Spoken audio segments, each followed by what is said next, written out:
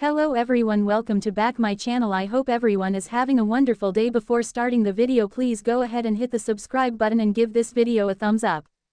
Since returning, young and restless, Amanda has done her best to try and convince everyone that they shouldn't worry too much about Aristotle Dumas. But can she, let alone the mystery man, really be trusted? In this week's preview, at least one Genoa City resident is determined to find out more about the much-discussed businessman. In the park, Nate, with Audra, reminds Amy of the importance of keeping a positive attitude. Amy says she's finally listening and has come to a decision about her future. How will it impact this newly forming clan? As Nikki's birthday celebration got underway, mysterious invites from Dumas went out to many to attend a party he'll be hosting in the south of France. We won't have to wait much longer to meet him, as the party is scheduled to kick off on June 13th. Should folks be worried that the event is being held on Friday the 13th? At Nikki's party, Kyle and Claire discuss filling one another's dance cards, but first, he's got something he needs to take care of. What? Well, a move he hopes might make an impression on Victor.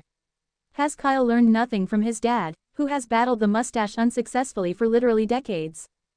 Finally, it looks as if even before he makes his grand appearance, Dumas is managing to stir up trouble, especially where Billy and Sally are concerned. Is she right to be worried that he's so heavily invested in Dumas as opposed to focusing on their new company? He might also want to keep at least one eye on Phyllis, who is cooking up a scheme of her own. Read the Young and Restless spoilers to find out who Nick receives an intriguing proposal from, and who Lily makes a promise to. Want the latest teasers from all 5 shows? Check out a preview of exactly what will go down around the daytime dial in the gallery below. The Young and the Restless preview. As Kyle makes one final move, Billy's decision floors Sally. In Genoa City, nothing stays buried for long, secrets surface, loyalties are tested, and the line between love and revenge blurs like fog on a stormy night. As summer heat simmers, tensions in the corporate corridors of Newman Media and Abbott family gatherings come to a head, igniting a week of seismic shifts and decisions that could change everything. This week, all eyes are on Kyle Abbott, a man torn between family duty, pride, and the flickering remnants of a love once betrayed. With Billy Abbott ready to set the corporate world ablaze and Sally Spectra caught in the crossfire, Genoa City is primed for a week of explosive confrontations, emotional reckonings, and one final move that will leave no heart untouched. Kyle's last stand. Since his return to Genoa City, Kyle Abbott has been a man at war, with himself, with those he once trusted, and with the legacy of the Abbott name. His marriage to Summer is over in everything but legalities, and his brief entanglement with Audra Charles left more wounds than pleasure. Now, pushed to his limit by the corporate chess game unfolding around him, Kyle prepares to make one last move, not just for control of Abbott, but to reclaim a sense of self-respect he fears he's lost. As whispers of a boardroom coup grow louder, Kyle finds himself face to face with a difficult truth: he no longer knows where he belongs. Jack has chosen loyalty to Diane over faith in Kyle. Billy is circling Abbott like a shark, and Ashley's silence only confirms his growing isolation. But Kyle is no one's pawn. In a shocking turn, Kyle secretly partners with an unexpected ally, Tucker McCall. While their relationship is rooted in mutual distrust, Tucker's resources and Kyle's insider knowledge make them a formidable force. Kyle knows it's risky, but the clock is ticking.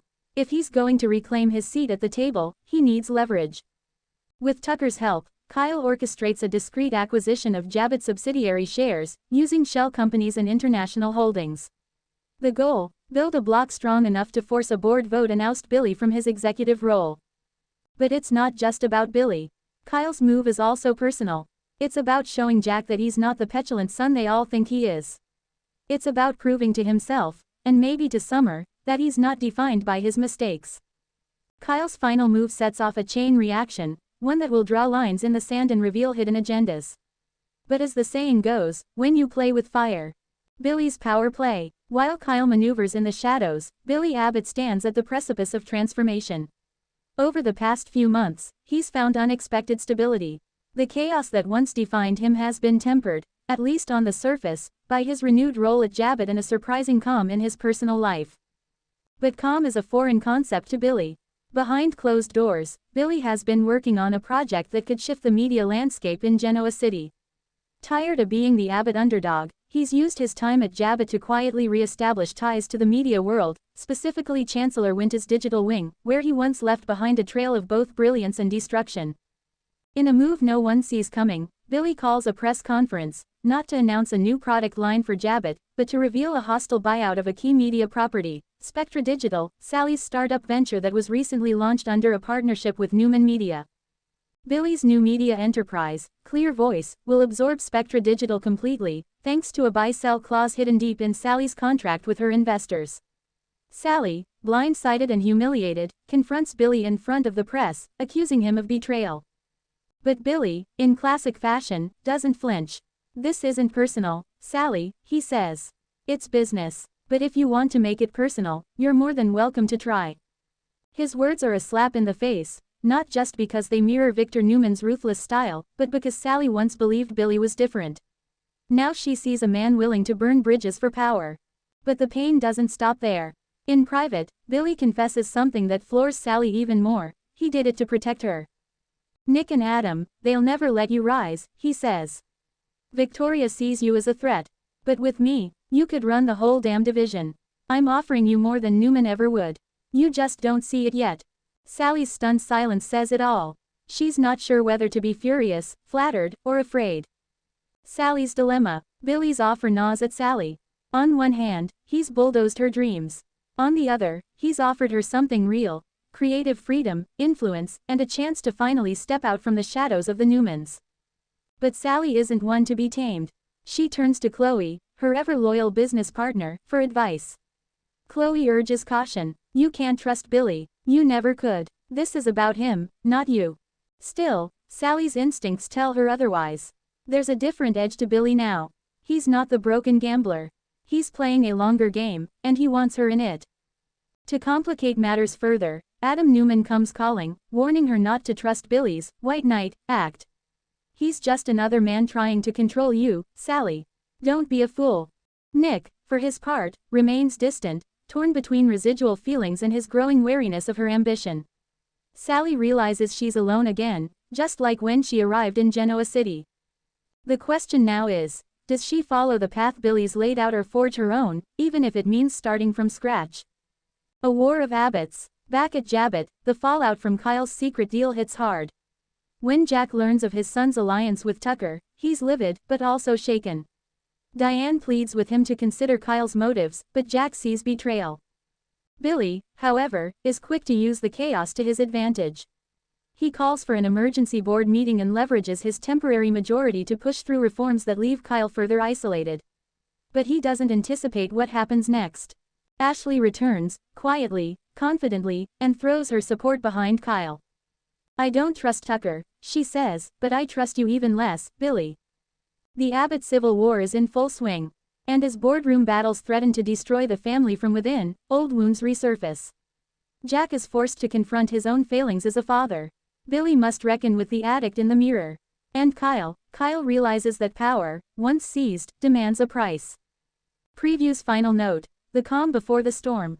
As the dust settles, Genoa City finds itself in a rare moment of stillness. Kyle stands alone on the Abbott estate patio, staring out into the night, wondering whether his move was bold or foolish.